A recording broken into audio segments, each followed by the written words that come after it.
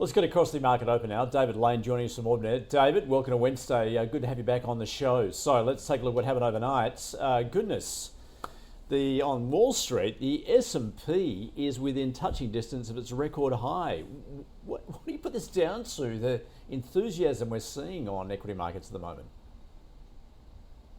Yes, Andrew, I have to say it's very surprising. The Wall Street is getting excited about the fact that they think that they're getting close to a resolution in Iran and the Strait of Hormuz.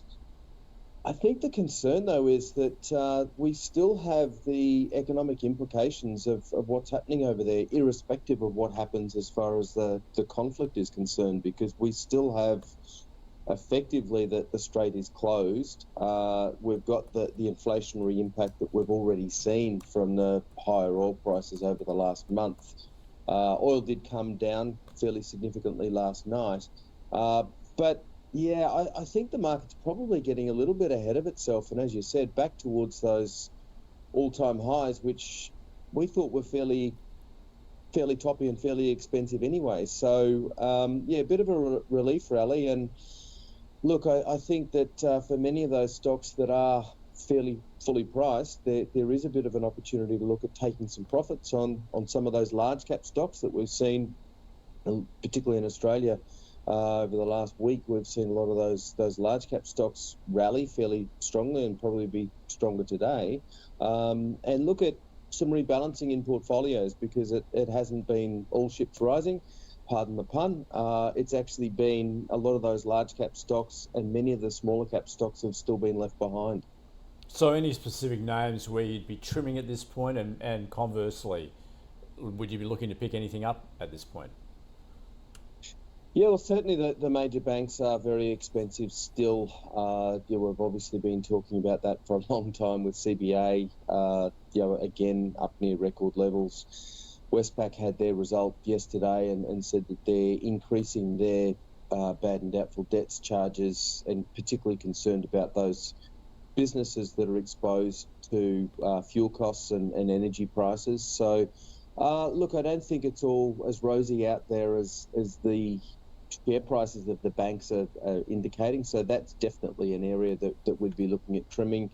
And although long term we like the large cap stocks like BHP and Rio on the materials side, we've seen them rally fairly strongly. BHP's at $56 again. Rio Tinto's at 174, so it's near its all-time high. So potentially not selling out altogether, but potentially taking some profits on a few of those stocks if we see them rallying again today. Now, interesting what we're seeing in tech at the moment. In fact, that was leading the gains we saw on Wall Street there, the AI trade back in focus. I gather you guys there at Ords have revisited that sector. What's your assessment? What are the opportunities you're seeing? Yeah, we have. We've actually seen in Australia our tech stocks aren't as leading, obviously, as the mega cap stocks in the US, and we've seen a significant sell-off over the last few months of many of those stocks. Our analysts have reviewed their valuations more in the light of higher bond prices and the higher cost of capital. Done some adjustments to the target prices. So across the sector, there's been adjustments of between 2 and 16% to the target prices and the valuations of those businesses, but nothing significant, because we still think that there is, in Australia at least, a number of software companies that are providing very good services to their customers and do have long-term contracts in place and will actually benefit from that AI theme. There's definitely, we still believe that AI will significantly reduce the cost of coding for a lot of companies. And we tend to like those boring type stocks, if you like, in the software area. So companies like Hansen, Technology One, Energy One, and Korea are the picks that we like, because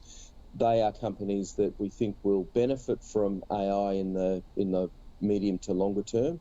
and also have the ability to deliver that to their customers and continue to grow their customer base through their long-term subscriptions. And I mean, how defensive do you think you need to be at the moment? I guess particularly with a view on what you're seeing in tech.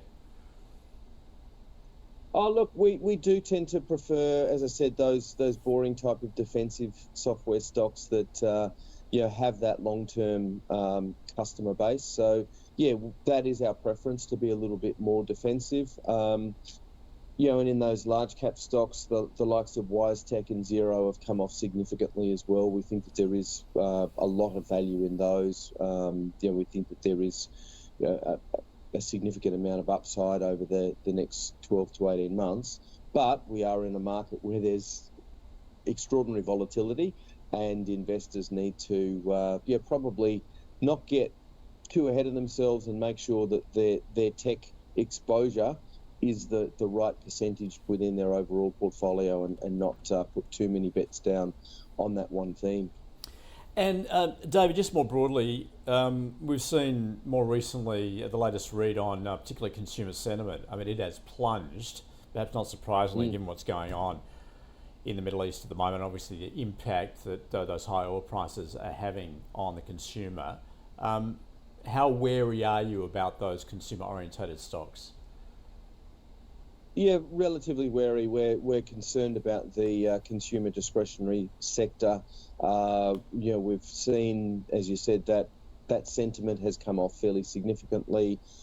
In the travel space, we saw Qantas reduce a lot of flights, and indicating not only their international but also their domestic routes are under pressure as well. So I think that the increasing of the fuel costs, the increasing interest rates that we've had here, and that uncertainty about the geopolitical issues, are really starting to bite the consumers. So, yeah, certainly just consumer discretionary and travel are two areas where we're cautious about. The travel sector did have a bounce last week when there was talk of a ceasefire, and potentially will be stronger again today. But medium and longer term, I think that the consumer's still under a bit of pressure.